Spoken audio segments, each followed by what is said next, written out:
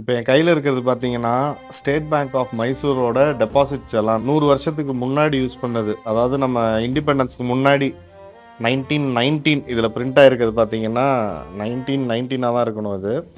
அதில் வந்து என்ன ஒரு இன்ட்ரெஸ்டிங்கான ஃபேக்ட்னு பார்த்தா டினாமினேஷன்ஸ் பாருங்கள், நோட்ஸு, சில்வர், காப்பர் இதெல்லாம் கூட அப்போ டினாமினேஷன்ஸாக இருந்திருக்கு. எல்லாம் பார்க்கவே ரொம்ப ஆச்சரியமாக இருக்குது. ஸோ இந்த வீட்டில் அது மாதிரி நிறைய பொக்கிஷமான விஷயங்கள், ரொம்ப நாஸ்டாலஜிக்கான விஷயங்கள்லாம் இருக்குது.